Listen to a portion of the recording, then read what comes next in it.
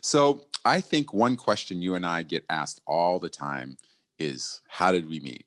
How did you guys get started? How in the world did we come to this place where we are right now? So I would love to give our fans and audience members out there a little bit of the backstory about you and I.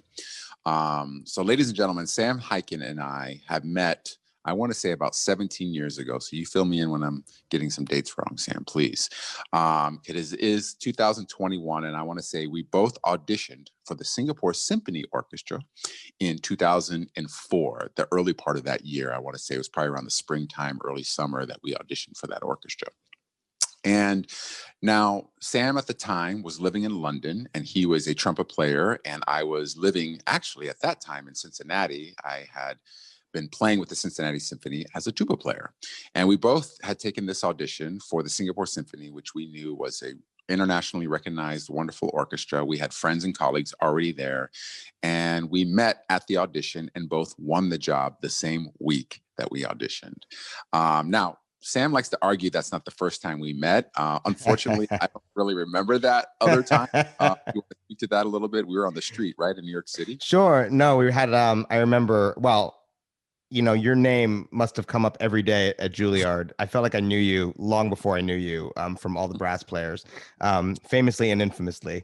Uh, but we were doing, some big brass hang, I think, walking down towards Hell's Kitchen. And you had long hair back then. And and I just remembered meeting you, and we maybe exchanged a few words. But the funny thing is, when I auditioned for Singapore Symphony, I remember when I was in the preliminary round playing for the principal trumpet, and part of his kind of pitch to me to come audition was like, this tuba player from America, Giacomo, he's coming in. I'm like, of course I know who Giacomo is. So that was like actually like a pretty reassuring thing for me to take that audition, like knowing that someone who had been in my circles would be there, as far away from home as possible.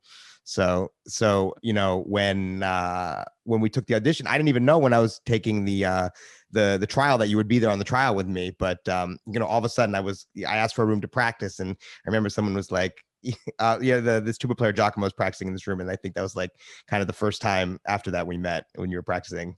So wow, yeah. great memory, man. That is cool. That makes that feels good to hear, man, because it's always a risk when you take a leap of faith, but you've been taking them all your lives, whether I helped influence that or not. You were a big risk taker, and I can't wait to dive into that. So we both joined the orchestra. Obviously, we became immediate best friends right away. We lived together.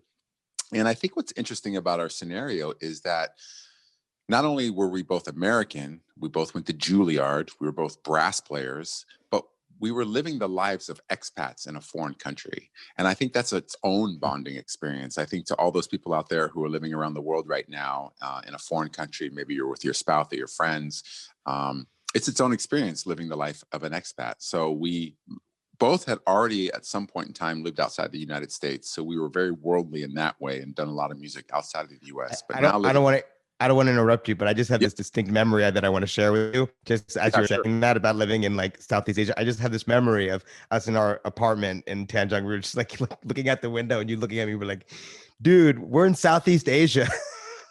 Just the realization that we were living in Southeast Asia, like literally as far away from the States as is humanly possible. It's like literally the longest flight in the world. So that's incredible. That is I remember looking out and seeing the South China Sea, and we could see the boats and the ships coming in. And Singapore is known for being the busiest or one of the busiest ports in the world because of this strategic location.